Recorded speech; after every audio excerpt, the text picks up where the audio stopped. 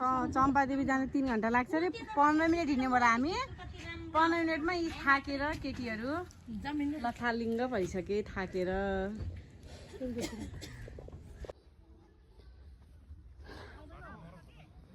अल्छीहरू जेएनजे हैन जेएनजे यस्तो हुन्छ जेएनजे रे फाइनली चम्पादेवी आइयो हिँड हिँड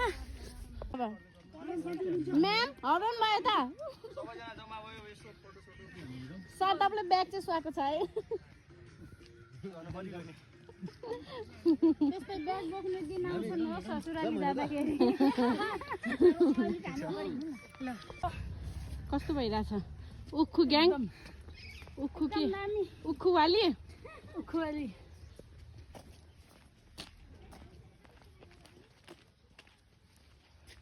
हामी कति मिनेट हिँड्यौँ रे 45 मिनेट 45 मिनेट हिँडेर तर कति हिँडे जस्तो फिल भइरहेको त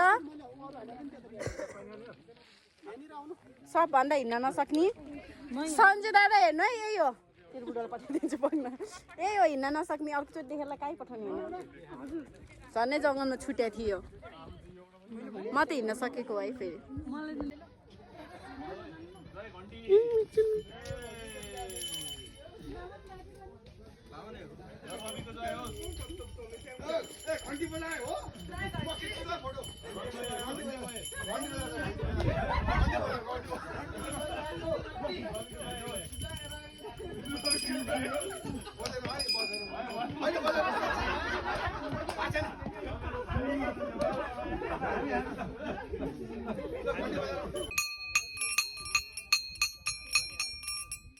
फाइनल्ली हामी चम्पादेवी आइसक्यौँ होइन आएर दर्शन गऱ्यौँ हाम्रो ग्रुपहरू आदि यता